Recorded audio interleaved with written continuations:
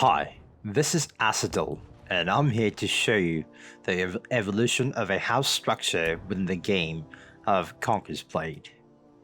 What is the structure of a typical house?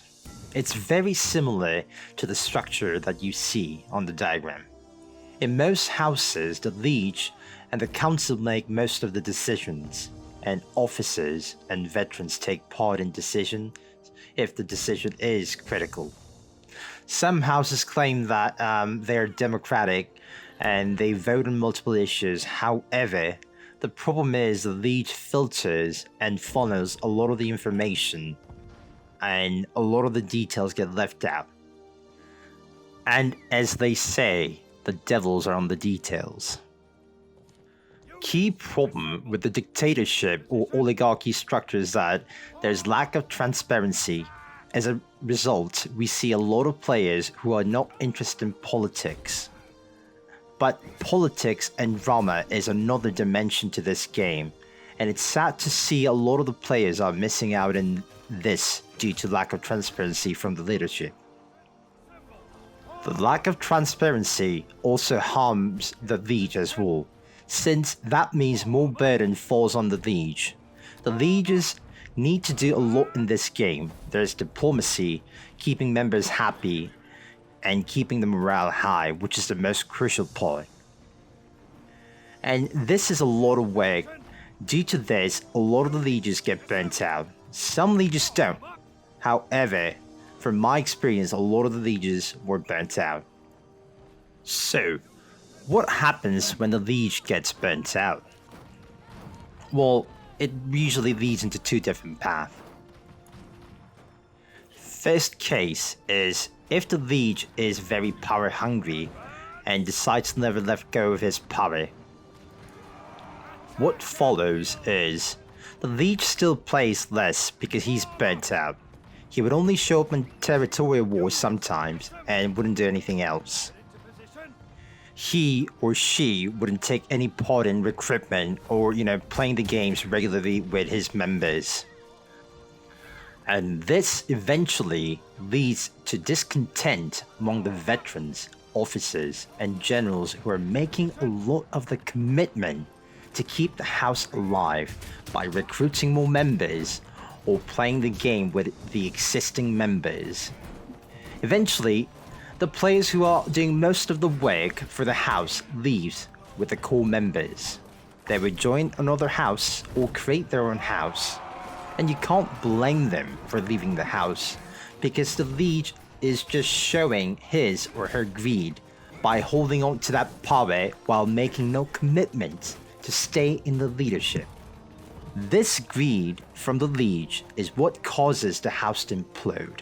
Sometimes it's best to let go and do what is best for the people in your house.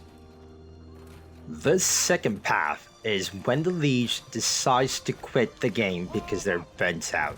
Mind you, this is not the same as the liege passing the leadership to someone else. There are houses where the liege passes the leadership to someone else and continues to play the game and stay in the same house, helping out of course.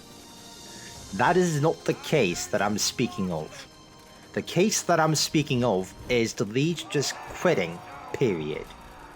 So he will give up the leadership to someone else and quit the game altogether. The liege who quits almost never comes back, and even if they come back, they would only lead during the territorial war and that's it. In some ways, they become more of a dead weight than anything else. This is where the vicious cycle comes in. The new liege tries to pick up where the old liege left off. There usually was no long-term transition where the old liege shadows the new liege for at least a month or longer and helps the new liege leave the house. What usually happens is the old liege just leaves with some advice or instruction, and that's it.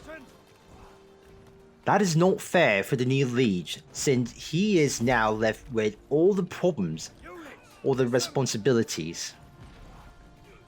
The new liege tries his or her best to meet the expectations of the members of the house. The more successful the house was, the higher the expectations become, and the more pressure is on the liege's shoulders as well. The new liege tries to keep the players happy and the morales high by winning the territorial wars. However, winning isn't as easy as one might think in this competitive and political game. Usually the new liege, due to lack of proper transition, does not meet the expectations and falls on the shadow of the previous liege. Despite all the hard works, the house usually becomes weaker than it was.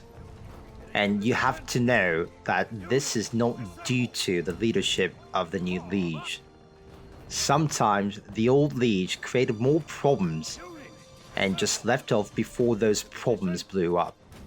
And all the blames just falls on the new liege. Regardless, the new liege just gets burnt out and he or she quits the game as well, without a proper transition once again. This lack of proper transition is the main cause of the vicious cycle. As the lieges swap, the veteran players leave due to various reasons. In my opinion, the key reason is the lack of stability in leadership. Dictatorship or oligarchy is very efficient and quick to organize the house. The downside is that the whole community relies on one person or a few people. If the dictator is power hungry and corrupt, the house will eventually implode. If the few people in the leadership quits the game without a proper transition, the house is left with instability, resulting in slow erosion and disintegration of the house. So, what is the solution then? Democracy and rotation of the leadership role. This is the reason why we want to create a democratic house. A house where the lieges rotate after, their terms, like every season. This would allow the liege to focus on what he or she wants to do for the house during his or her term, just like a policy. He will get help from previous lieges as well, which will allow the house to remain more stable. Since the lieges rotate every season, and the liege gets the help from previous lieges, you get several benefits. 1. The new liege doesn't get burnt out since he or she only needs to push hard for short term, like a month or two, which is a season usually. 2. There will be a lot of help from previous lieges who've led the house before. 3. Lieges wouldn't be tyrannical since the previous lieges can keep the new liege in check. 4.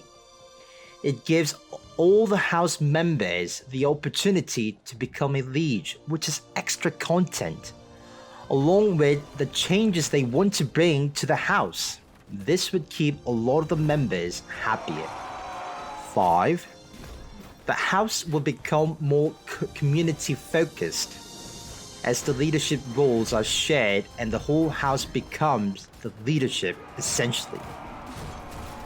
The House Republic of North American server in Conquer's Blade is trying this democracy. As the members of the house got sick of the instability and lack of opportunities brought up by dictatorship or oligarchies. We still don't know what kind of house this will result in, or how well the democracy will be executed. I had a lot of players telling me that the democracy where the lieges rotate will not work in Conquer's Blade.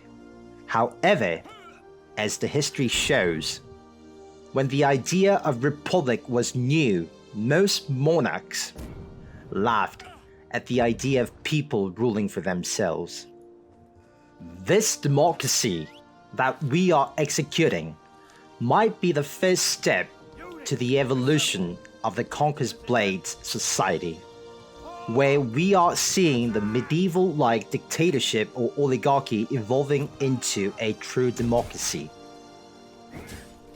Find out more on the next video, where I'll explain how the House Republic is executing this democracy and how it's going so far. If you would like to take part in this democracy, join us in the House Republic in North American server, where we elect our lieges every season, and you can also be elected as a liege. It's a community where every vote is equal. No vote is higher than the others, just because they're a liege. Thank you.